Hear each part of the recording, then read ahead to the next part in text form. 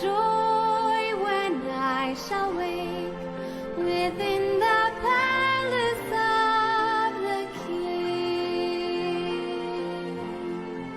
And I shall see him face to face and tell the story saved by grace. And I shall see him face to face and tell the story saved by grace.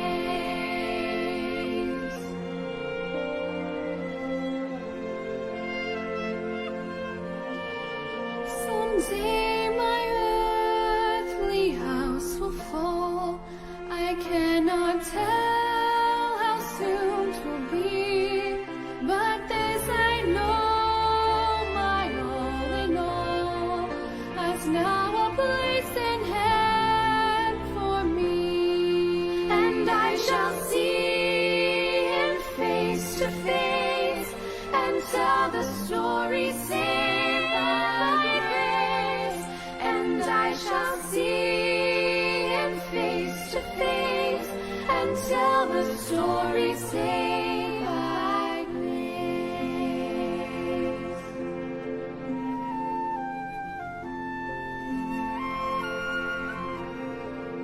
Someday when fades the golden sun beneath the rosy tinted west, my blessed Lord will say, well done, and I will enter into rest. And I shall see him face to face and tell the story saved by grace. And I shall see him face to face and tell the story saved by grace. And I shall see him face to face and tell the story saved by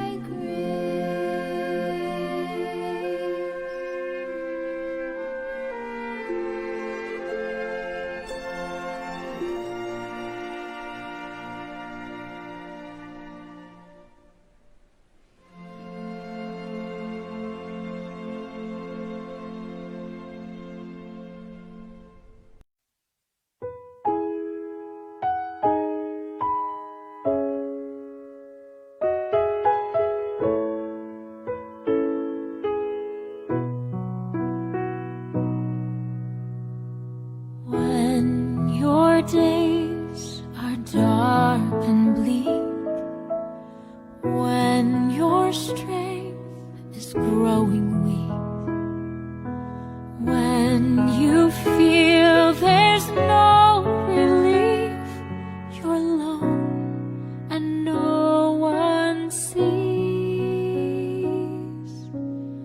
when your life is caving in, and though you've tried, you just can't win. You wonder, will it ever end? Will it ever end? There's only one thing I can say, one way I know you'll be okay. No matter what life throws your way, just bend your knees and pray.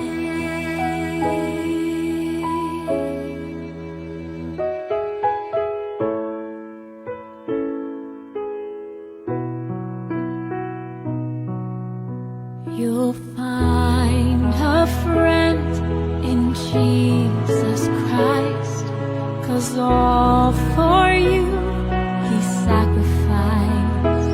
He sees each tear fall from your eyes. He hears you asking why.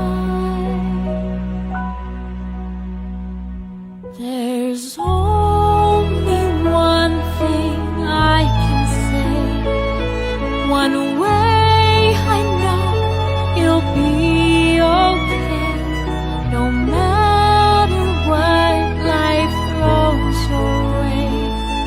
Just bend your knees and pray. You'll never be alone. You'll always have a hand to hold, no matter what life throws your way. Just bend your knees and pray.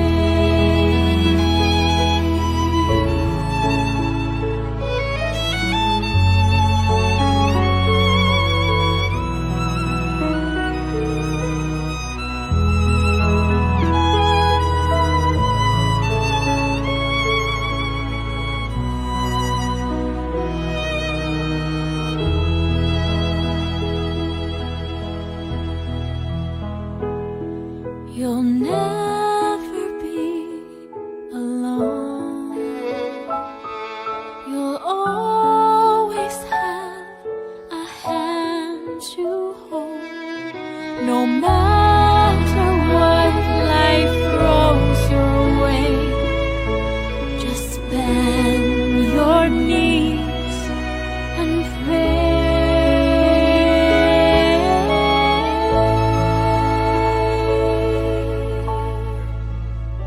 Just bend your knees and pray.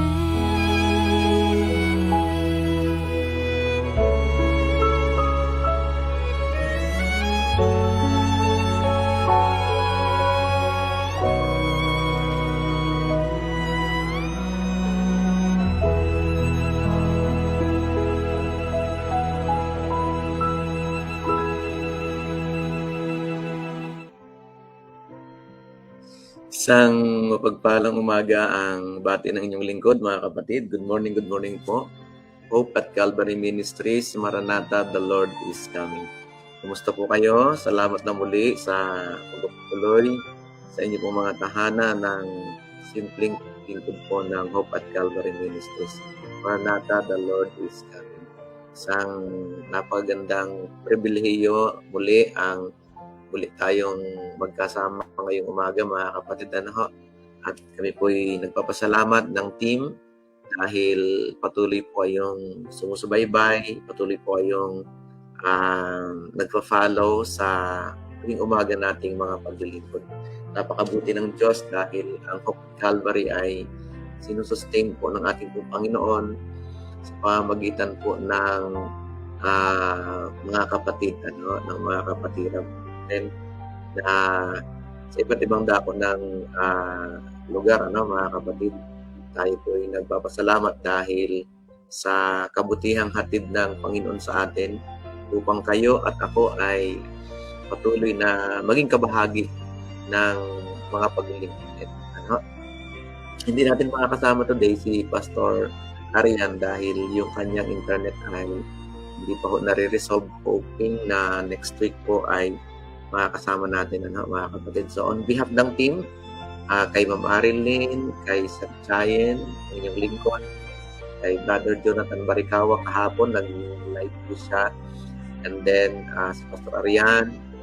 Tapos, pag Thursday, si Pastor Ray Rada. And then, pag Friday, si Sir Mike. Ayan po. At siyempre, kay Pastor Joshua Aniban na minsan-minsan po nating nakakasama, Kaya, purihin ang Panginoon. At saka yung mga nasa likod po ng Hope at Calvary Ministries, kay Ma'am Essie, kay Ma'am Del, po, sa mga sumusuporta. Po, mga kapatid, magandang umaga sa inyong lahat, mga kapatid. Isang napakagandang pagkakataon na muling tayo po ay magsama-sama, mga kapatid. At tagal-tagal na rin panahon, ang paglilingkod po ng Hope at Calvary. Talagang kung hindi sa miracle ng ating Panginoon ay wala po tayo dito na. Kaya Isang blessing din na sa ganitong mga pagkakataon, may handa na tayo, tayong lahat, next week, next year, ano po, sa One Voice 2027, na lahat po ng media platform, gagamitin po natin upang ibalita, ano po, yung pag-ibig ng ating pong Panginoon, mga kapatid. No? Kaya, isang napakagandang pagkakataon na kayo at ako ay maging kagamitan ng Panginoong Diyos. Ano? Isang pagpapasalamat nga pala sa ating pong mga major sponsor ng Hope at Calvary. Ano? Gandang umaga sa lahat. Ngayong umaga, mga kapatid, ang ating pong pag-uusapan ay mayroong kinalaman sa ganun pa rin sa kautusan ng ating pong Panginoon.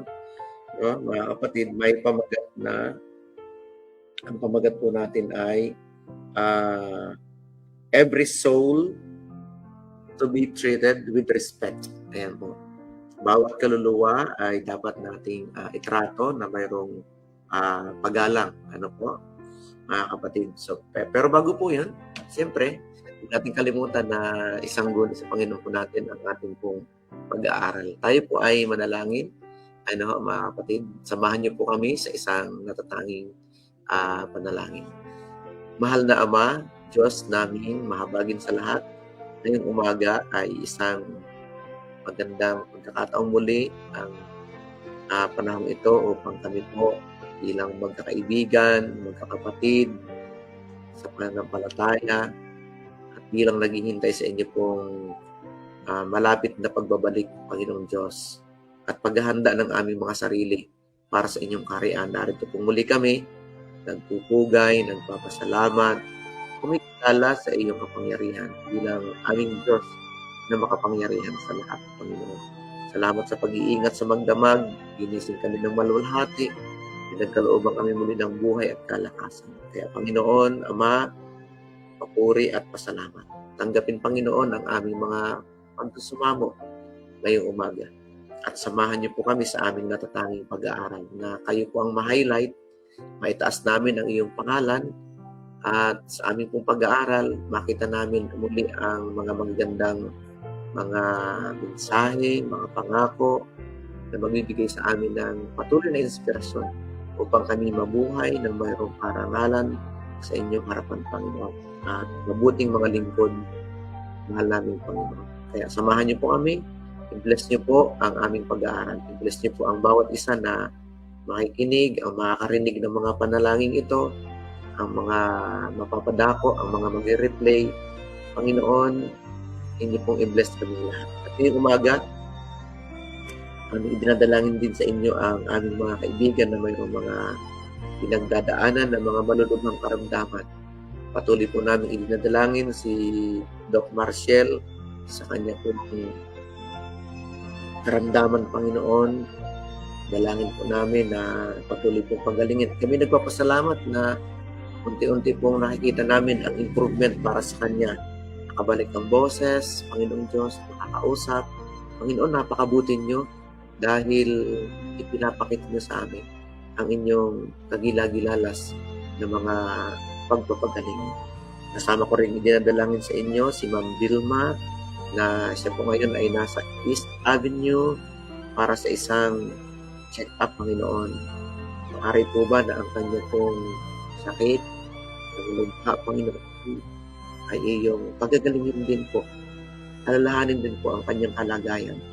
Paginhawahin sa inyo pong banal na kalooban, Panginoon. Ang kanya pong mga anak na nag-aaral, ang kanyang mahal na asawa na maaaring nag-aalala, Panginoon, aking dalangin na inyo pong hihipuin ng kagalingan ang aming kapatid na ito at ipaparanas ang mga mirakulo ng pagpapagaling. Alalahanin din, Panginoon, ang mga pananalapi upang matustusan ang mga gamutan. Alalahanin din po si Ninong Emmy Mariano, pagalingin. Salamat, Panginoon, na patuloy pong inyong tutulungan din po si Ninang Meli. Kami nagpapasalamat din po sa successful operation ng mata ni Brother Roger Nacario. Panginoon, maraming salamat. Napakabuti. Si Sister Mato, aming dinadalangin din po sa kanya pong kalagayan. tagal-tagal na rin panahon, Panginoon, na alipin ng malubhang karamdaman. Pagpalain niyo po si na patuloy na magtiwala, Panginoon, na anuman ang mangyari sa buhay na ito, ang aming pagtitiwala ay nasa inyo. Ganun din po, dalangin namin si Althea, Panginoon, ang aking kaibigan na lumalaban din sa matinding karamdaman. Maaari po, Panginoon, sa inyo pong pinakamabuting kalooban para sa kanya, ay inyo pong hahaplusin ng kagalingan. Dalangin din po namin ang ilan pa namin mga kapatid, si Sister Eleanor, sa kanya pong katatapos lamang na chemotherapy. Salamat, Panginoon, dahil sa iyong kabutihan sa kanila, patuloy pong nasusustain ang buhay.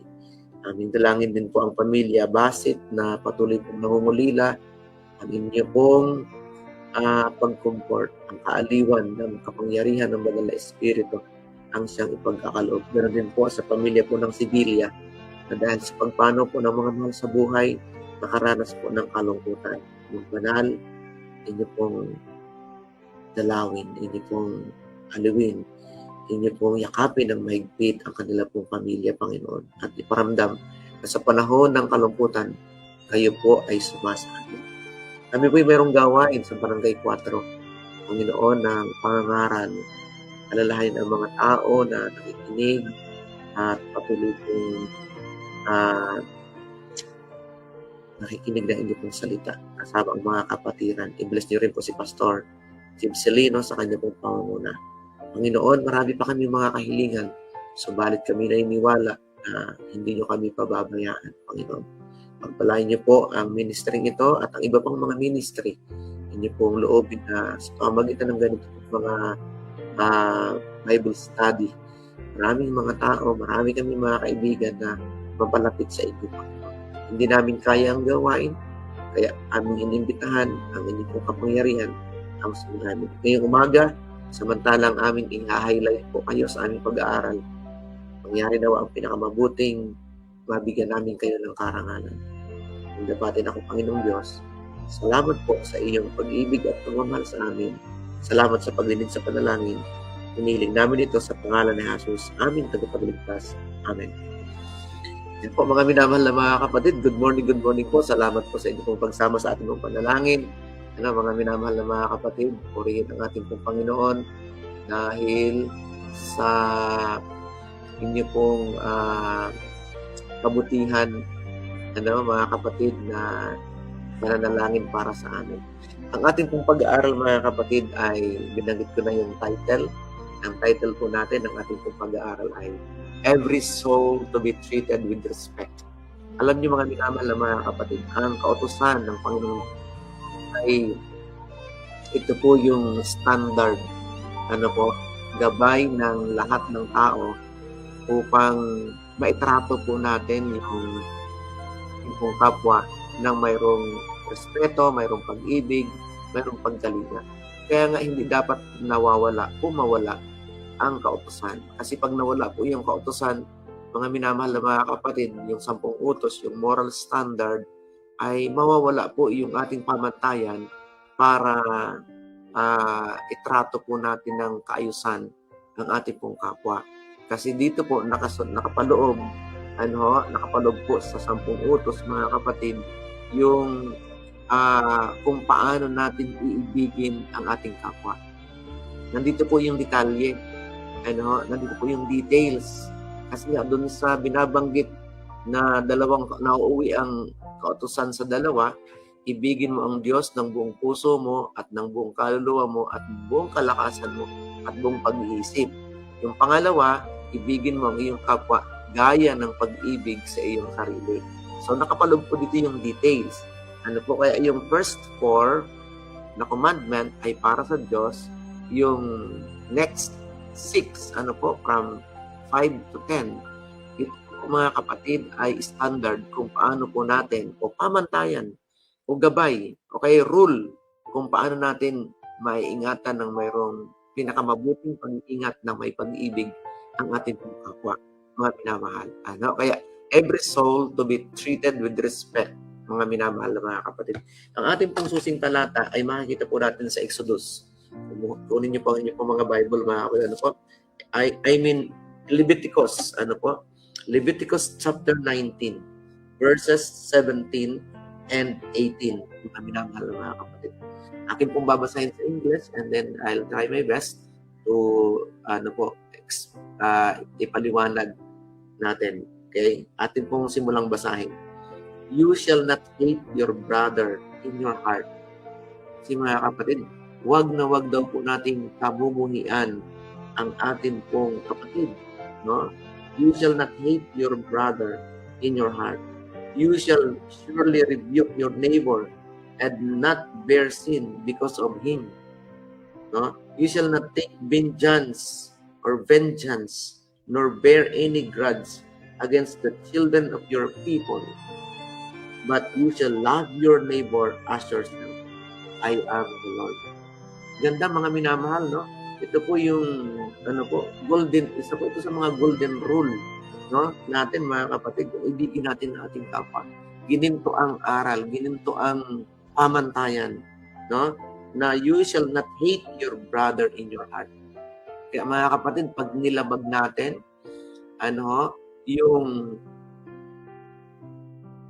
yung commandment number 5, commandment number 6, number 7, number 8 hanggang number 10, mga kapatid, ay hindi natin iginagalang ang ating kapwa. Kasi sabi ko, you shall not hate your brother in your heart. No?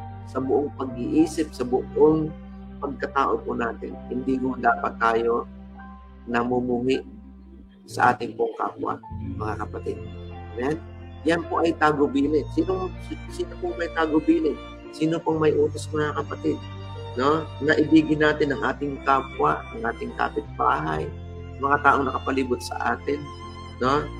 Ng buong puso at with respect. Ang sabi ng Panginoon, I am the Lord. No? The great I am. Ano po? Walang iba kundi si Jesus, ang ating pong Panginoon, ating pong Ama, mga kapatid. Kaya, we need to treat others, no, with respect, the way na gustong itrato tayo, mga kapatid, di ba, mga kapatid? Kung ano yung gustong gawin nila sa atin, sarili, ganun din po yung gagawin natin sa kanila. O di ba, mga kapatid, pamantayan ng Panginoon. Kaya ang kautusan ng Panginoon ay hindi po mawawala po yan, mga kapatid, kasi yan po ay gabay natin upang ingatan natin ang ating kapwa, ibigin, igalang yung kanilang dignidad, respeto po natin yung kanila pong mga rights, mga kapatid. Yung mga inherent rights, mga kapatid, no? Kaya dapat nating igalang natin sila, mga kapatid. Okay? So kaya doon sa 10 Commandments, nakakulog po yun. Kaya igalang natin ating mga magulang. Kasi kapwa natin po sila. Honor your father and your mother, that your days may belong upon the land with the Lord your God is giving you. You shall not murder. You shall not commit adultery. You shall not steal. You shall not bear false witness against your neighbor, which is very rampant today. Sa social media, ang dami mga fake news, no? Mga kapatid. So, bearing false witness. You shall not covet your neighbor's house. You shall not covet your neighbor's wife, nor his male servant, nor his female servant, nor his ox, nor his donkey, nor his anything that is in your neighbor's. Ito po, mga kapatid, yung yung pamamaraan kung paano po natin itatrato ang ating pong mga kapatid, ang ating mga kaibigan. Kaya love our enemies. Mga kapatid, igalang natin, ibigin natin sila. So, yun po, mga kapatid, every soul, lahat, hindi po sinabing yung may pagtatangi, yung mga malapit lang sa atin, kundi sabi every soul, mga kapatid, amen, to be treated with respect. Kaya mga kapatid, si Jesus Christ, ang labayubay sa krus ng Kalbaryo, namatay para sa atin, nagbigay po siya ng napakagandang halimbawa kung paano natin paglilingkuran ang ating pong kapwa, mga kapatid. He is our great example. Amen, mga kapatid? Si Jesus. Minsan nakakalimutan natin. Minsan naghahari sa atin yung pride, naghahari yung magkamakasarili. No, gusto natin tayo lang. No, mga kapatid, hindi pala. Ano, mga kapatid. No? Kaya yung salitang, there is joy. Ano mga kapatid, there is joy in loving ourselves. Mga kapatid, kagabi, ang ganda ng topic ni Pastor Jeff. Joy. Ano po, sino yung unahing ibigin natin? Jesus. Ano, magkakaroon ka ng kaligayahan. Amen, mga kapatid? Kung hindi niyo pa ho nararanasan ang tunay na kaligayahan, mayroong missing link sa atin. At yun po ay si Jesus, mga kapatid. And once we have Jesus in our lives, we will experience joy which no words can describe, mga kapatid. Sorry po. Doon sa kaligayahan natin, mga kapatid. Amen? So mayroong contentment, mayroong peace of mind, mga kapatid, dahil kilala natin ang ating pong Panginoong Jesus. So there is joy. Kaya doon sa pangalawa, magkakaroon ka ng joy, kailan? When we love others. Amen, mga kapatid? Kaya yung isa sa kagalakan, isa sa kaligayahan na mararamdaman ng isang nilalang, ano, ay yung una, mayroong pagkakilala sa Diyos, kay Kristo. Pangalawa, he treated others with utmost respect and love. Amen, mga kapatid? Wala kang kaaway. Di ba? Wala kang kagalit. No? Walang magagalit sa iyo. Kasi love mo lahat. No? Kaya yung iba, yung pag-ibig natin sa iba, mga kapatid, no, ay isang dahilan yon upang magkaroon tayo ng maligayang buhay. Ito lang sa lupa, mga kapatid. Magkakaroon na tayo ng isang buhay na masaya. Amen, mga kapatid? Di ba yun ang ating hinahanap? Walang kaaway, walang kagalit, mga kapatid. Ano ho? Yun po yun. Kaya, we treat others with respect. We love them. Amen, mga kapatid? No? Hindi natin pinagsasabihan ng masamang salita. Hindi tayo nagsisinungaling. Hindi natin sila pinapatay. Mga kapatid. Hindi natin pinagnanakawan. O di ba, ayaw ba natin ito, mga kapatid? Ano, ito po yung standard ng Panginoon. Tapos, sasabihin po natin na paso na, ipinako na sa krus, wala nang silbi yung kautusan. Mga kapatid, once we do this, pag kinatwiran po natin na wala nang 10 utos, lalo na yung pag-ibig sa kapwa, mga kapatid, ano, anong mangyayari sa atin? We will not respect others na. Bakit? Wala nang standard eh. Wala ka nang pinanghahawakan wala ka nang kumbaga, wala ka nang utos. Kung you're free, what to do, mga kapatid, hindi mo na igagalang sila. Kaya nananatili, binding. Mga minamahal na mga kapatid, binding. Until today, binding pa rin. Kaya, when we have Jesus in our hearts, when we respect others, mga kapatid, we have joy. Nasaan yung sarili mo? Huli na lang, mga kapatid. Kaya joy, J-O-Y. Huli yung yourself, mga kapatid. Unahin mo na ang Diyos. Pangalawa ang ating kapwa. Kaya mayroong kasabihan, mga kapatid, na isipin natin yung iba na mas magaling sa iyo. Pag ganun ang ating kaisipan, mga kapatid, nandun na lagi yung respect. Inuhuli na lang yung sarili natin. Minsan, malimit tayong magbuhat ng bangko, di ba? Yung mga disclaimer pa po tayo, mga kapatid, just to highlight yung sarili. Ihuli na lang yun. At hayaan na lang natin, mga kapatid, na iba yung makakita ng mga kabutihan sa atin sa halip na mayroon po tayong pride, mga kapatid. Amen? Kaya, yun po, every soul to be treated with respect. Kaya sabi dun sa Leviticus, babasahin ko po muli. At ito po ay isinabuhay ni Jesus, mga kapatid. Kaya laging tanong, ginawa ito ni Jesus, mga kapatid. Ano naman ang ating gagawin? Ano yung ating tugon? Ginawa na ni Jesus ito para sa iyo, para sa akin. Ikaw, ako, anong gagawin natin? Marapat lamang, mga kapatid, isabuhay po. Ito po, Kaya sabi doon, thou shalt not say to a brother in thine heart, wag na wag nating kamumuhian ang ating kapwa. ating puso, mga kapatid. Huwag kang mag-revenge. Ang sabi doon, no? Mahayaan na lang ng Panginoon ang mag-avenge sa atin po, mga kapatid. Ano? Kaya ito po isang bagay na pinapaalala sa atin, mga kapatid, ng ating pong Panginoon. You shall not hate your brother in your heart. You shall surely rebuke your neighbor. No? Sasawayin and not bear in sin because of him. Kasi, mga kapatid, kaya ito po yung isang rebuke sa atin.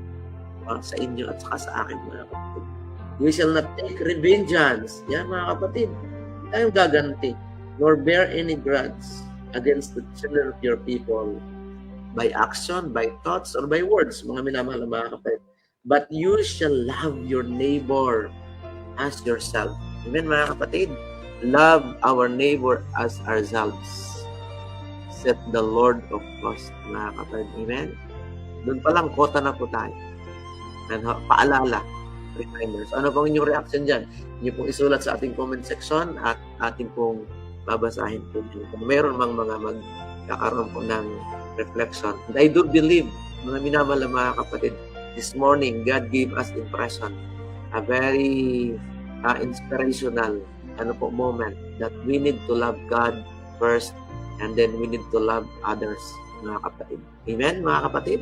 Yan po'y sikreto po ng ng masayang buhay.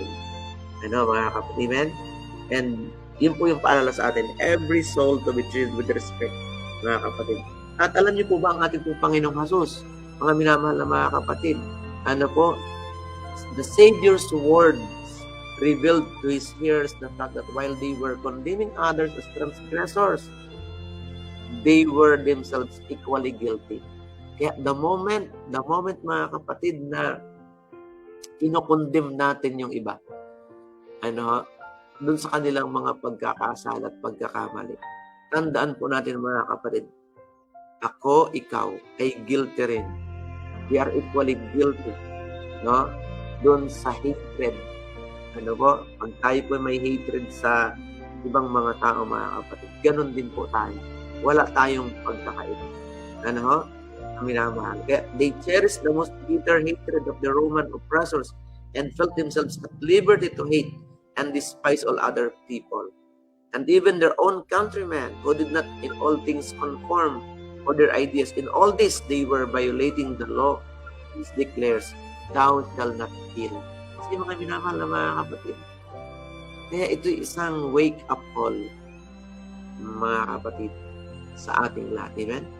Na with utmost respect, with love, ay itreat natin yung iba the way na gusto nilang itrato po tayo. Di ba, mga kapatid? Kaya when we talk about others, na kanilang mga pagkakamali, instead of rebuking them in love, mga kapatid, tayo po'y nagiging guilty din. Mga kapatid. Okay? Kaya yung spirit of revenge, spirit of hatred, mga kapatid, ay hindi po dapat makikita doon sa mga tumanggap kay Kristo. Amen, mga kapatid. No? Walang hatred, walang revenge. At panalangin na lang, mga kapatid. Sabi ng bata kagabi, anong gagawin mo doon sa iyong mga magulang? Dahil kahit anong payo mo, hindi makikinig sa iyong magulang. Ang sabi ng malit na bata, ang magagawa ko lang, pastor, ay ipanalangin sila. Mga minamahal kong mga kapatid, when we have hatred in our hearts, mga kapatid, hindi po natin i-respect yung ating pong kapwa. And when we have that kind of spirit, yung hatred, at saka yung revenge, let us remember, mga minamahal na mga kapatid, this is not coming from Jesus. This is, the origin of these things is from satanic forces, mga minamahal. Kaya, paalala. Kaya sabi nga kahapon ni Brother Jonathan, the law of God is a hedge. Ano ba yung hedge? This is a protection, mga kapatid. Ang sabi dun sa mga awit, ano po, ang sabi doon ay, you heads me behind and before. Kasi mga kapatid, tayo po ay iningatan, kinubli tayo, binakuran tayo ng Panginoon. At ang kautusan ng Panginoon, mga kapatid, ito po ay heads. It is a fence of love. Heads of love, mga kapatid.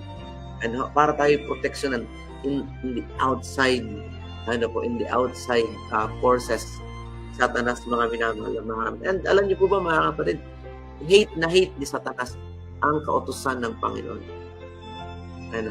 Hate na hate. Ayaw ni Satanas ito, mga kapatid, kasi ito po yung nagpapatunay na kinikilala natin yung otoridad, ang ating pong Panginoon. Once na we obey these laws, mga kapatid, love God, love others, mga kapatid, ito po ay sign of authority ng Diyos na wala tayong ibang minamahal at iniibig, mga kapatid, pinaparangalan, kundi ang ating pong Panginoong Diyos. Kaya, no wonder, maraming mga tao ang ginagamit ni Satanas upang kamuhian ang kautusan. Kasi naniniwala sila na pag naibagsak na yung kautusan, yung gobyerno ng Panginoong Diyos ng pag-ibig ay masisira. Yun ang kanilang thinking, which is hindi mangyayari dahil magpapatuloy at hindi po mabubura ang kautusan, mga kapatid. Ang sabi sa talata, ni isang tuldok, Mateo 5:17, ang tuldok isang uwit at hindi mawawala. Kasi ito po yung otoridad, mga kapatid ng Panginoon. Ang pagtupad, ang pagsunod sa kautusan ng Panginoon Diyos, mga kapatid, ay pagkilala sa pagiging Diyos ni Jesus sa ating buhay, mga kapatid. Once na itinatawa mo ito pong kautusan, mga kapatid, itinatatawa mo rin na hindi mo Panginoon ang ating pong Panginoon Diyos. Kasi ito po yung obedience, yung allegiance natin. Ang allegiance natin ay kanino? Sa ating pong Panginoon, mga minamahal na mga kapatid. Ngayon, mga minamahal na mga kapatid, kaya dito po, in all this they were violating the law which declares, thou shall not kill. Di ba, mga kapatid? So, yung spirit of hatred, spirit of revenge is originated from Satan. Tayo dapat, ng mga tao, ay wala dapat hatred. Patawarin tayo ng Panginoon by words, by action, malimit na we hate others. Kaya tayo po, bridge po tayo ng kapayapaan. Amen, mga kapatid. Kaya minsan sa ating pong social media, try niyo pong mag-browse, full of hatred. Full of hatred. Ang inyong lingkod nga minsan na nabibiktima, napapareact, Patawarin tayo ng ating Panginoon. So much things to be renewed. So much things to be reformed sa buhay natin, mga kapatid. And praise God, hindi ho tayo tinatantanan ng ating pong Panginoon upang tayo po'y mabago yung ating pong likas, mga kapatid. Kaya ito po yung kautusan ng Panginoon. This is a hedge for us. It is a fence of love para mawala tayo, makalaya tayo doon sa masamang espiritu ng pagkamakasarili ni Satanas, mga kapatid. And later on, if we have hatred, pag hindi natanggal yung hatred, pag hindi natanggal yung masamang isip natin sa ating kapwa, mga kapatid, ang kasunod po niyan ay aanihin natin yung kamatayan, mga kapatid, bunga ng kasalanan. Kaya whoever, may binabanggit ito po yung reflection ni Sister White dun sa talata. Whoever cherishes malice or unkindness, mga kapatid, unkindness is cherishing the same spirit. Kaya mga kapatid, talagang dapat ay yung tama yung binabanggit, na tayo dapat ay magkaroon po tayo ng kagandahang loob. Tama yung binabanggit sa Philippians chapter 4 verse 8, mga kapatid. Anong sabi doon? Anumang bagay na mabuti, anumang bagay na may mabuting ulat, anumang bagay na kaibig-ibig, anumang bagay na tapat, anumang bagay na magdadala sa atin sa kabanalan, anumang bagay na kaibig-ibig. Anong sabi doon? Isip natin ang mga bagay nito, mga minamahal na mga kapatid. Because when we cherish unkindness, we have same spirit with satanic character, mga minamahal na mga kapatid. Ano? Kaya walang revenge. Kaya binabanggit sa talata, do not avenge, do not revenge. Christ said, revenge is mine, mga kapatid. Ano? Kaya na lang ang Diyos ang maganti sa atin, mga kapatid. Okay? So, yun po, mga kapatid. Ano pang binabanggit dito? We shall see faults and weaknesses in those about us, but God claims every soul as His property. Si mga kapatid, ako, ang ating kapwa, ay hindi natin pag-aari. Wala tayong wala tayong karapatang put malice or i-judge po sila, mga kapatid, o kaya sabihan ng mga masama, mga kapatid, dahil sila po ay pag-aari, tayo po ay pag-aari nino, mga kapatid. Pag-aari tayo ng ating pong Panginoon. No, mga minamahal na mga kapatid. In the gift of His Son for our redemption, napakaswerte natin, no, mga kapatid. Yung regalo ng Diyos Ama sa atin ay ang ating pong Panginoong Jesus upang tayo po ay magkaroon ng kaligtasan. God has shown how high value He placed upon every human soul. He gives to man liberty to speak contemptuously to one another. We shall see faults and weaknesses in those about us, but God claims every soul as His property. Amen, mga kapatid. He's by creation, and doubtless is as purchased by the precious blood of Christ. Bawat isa sa atin ay pinili ng mahal na dugo. And He was God created us, mga kapatid. Wala tayong karapatan na awayin, show unkindness, pagnakawan, yung mga slander words natin, no, pagsabihan ng mga masasama. Wala tayong karapatan doon, mga minamahal na mga kapatid. Ang atin lang po ay i-review, paalalahanan. Yun lang po, mga kapatid. And love them, mga minamahal na mga kapatid. Why? Because He's by creation and He's purchased by the precious blood of Christ. Amen? Kaya, pag ganito po yung thinking natin, pag ganito po yung ating pong mindset, mga minamahal na mga kapatid, iibigin natin ang ating pong Panginoon. Iibigin natin ang ating kapwa. Amen, mga minamahal? All were created in His image. Kaya, ang ating pong, hindi lang palagay, ang ating pong pagtingin, ang ating pong paglagay, ang ating pong pagkilala sa ating kapwa, siya po ay ginawa ng Diyos katulad ng pagtingin natin sa ating sarili na ako, kayo ay ginawa ng ating Panginoon. According to His image. God will hold us accountable. Mga kapatid ko kay Kristo, no? We will become accountable for even a word of spoken in contempt of one soul for whom Christ laid down His life.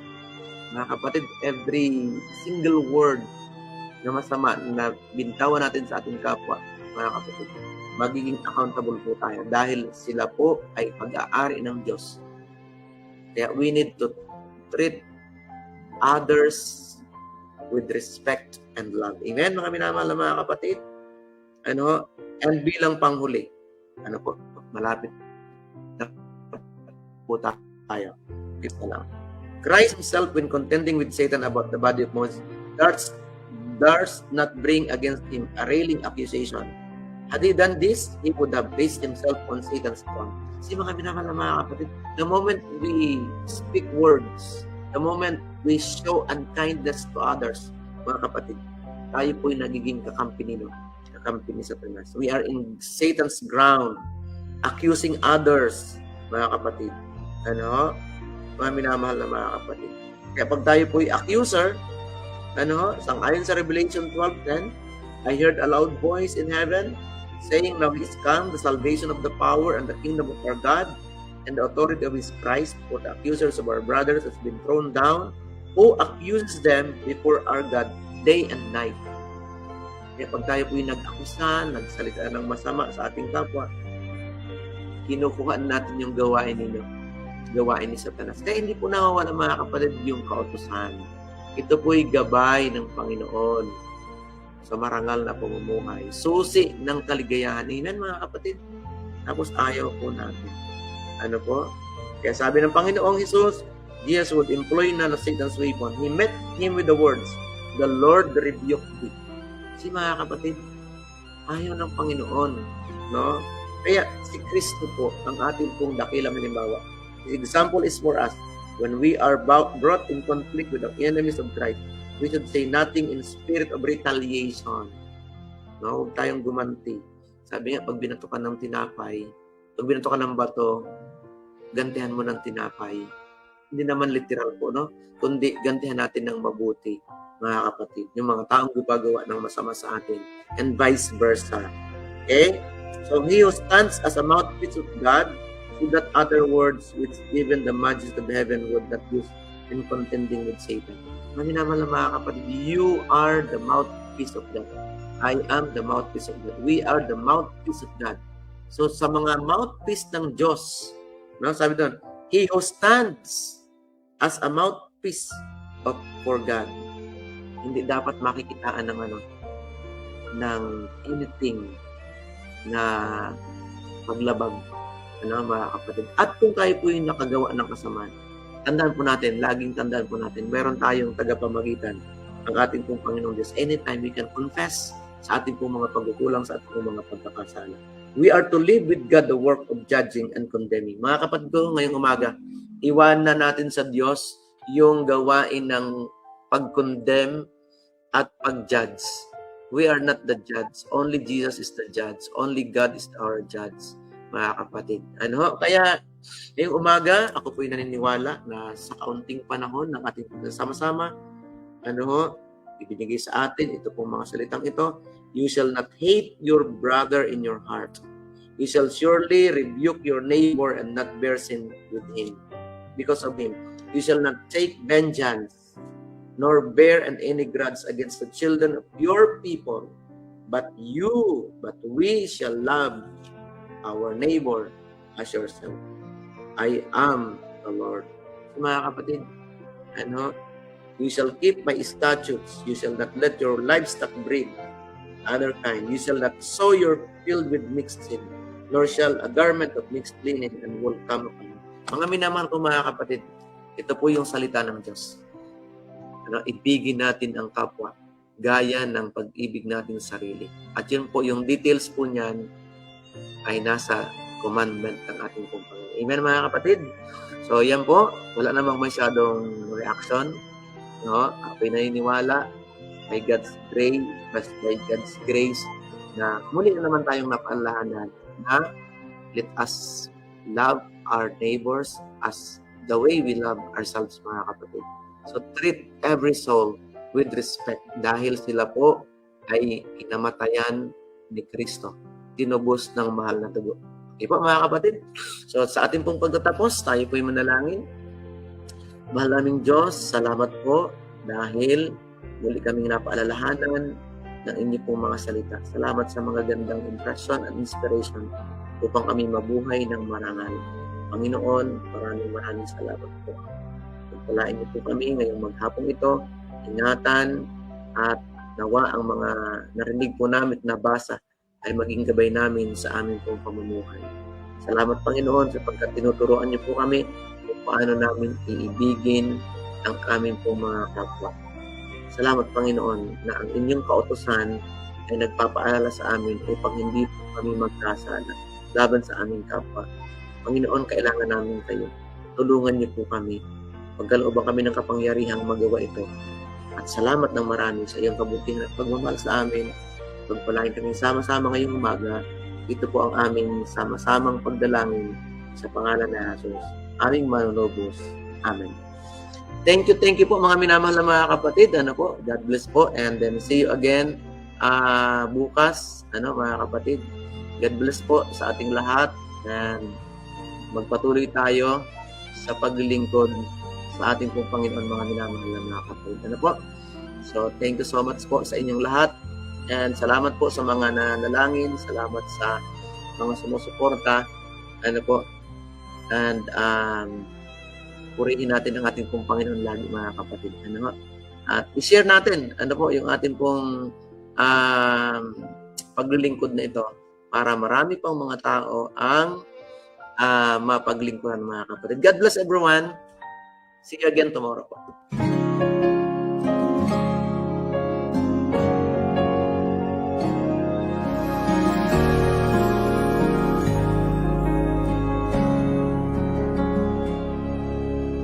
Preach the truth is never sure to preach again. To a dying man as a dying man. Stand for truth is never sure to live tomorrow. All for him, all for him. Serve the Lord as never sure to serve again. To a mighty God as a feeble man. Love the Lord is never sure what comes tomorrow. Live for him, live for him. Now is the time to hear his voice And hear the call amidst the noise. Take hold the flame that lights the way and bring glory to his name. Dare to stand like Daniel, dare to preach like Paul, dare to be like Joseph, who will not be bought nor sold. Will you stand for him, though the heavens fall? Will you dare to live for him alone? Let us dare to be true and brave, standing firm amidst the waves, holding high the blood-stained banner of our Prince Emmanuel. Dare to stand like Daniel, dare to preach like Paul, dare to be like Joseph, who will not be bought nor sold. Dare to pray like Hannah, dare to live like Job, dare to love like Jesus, who would die to save us all. Will you stand for him, though the heavens fall? Will you dare to live for him alone? Will you dare to live? Let us dare to live. I will live for him and him alone.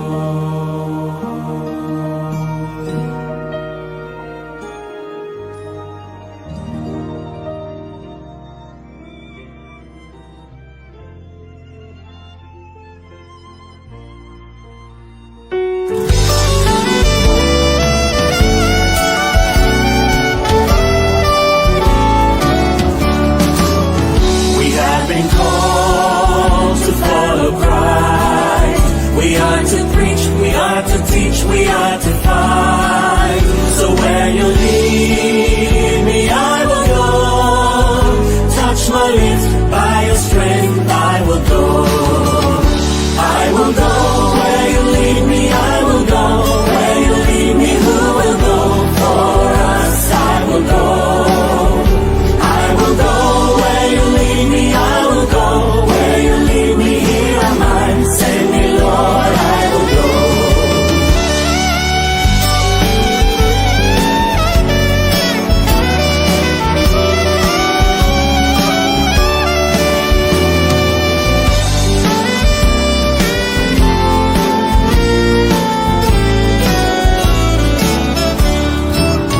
Because my eyes have seen the King, I must tell all the world, worship him. In all the nations, in all the world, where he sends me, yes, I will go. I will go where you lead me, I will go. Where you lead me, who will go for us? I will go. I will go where you lead me,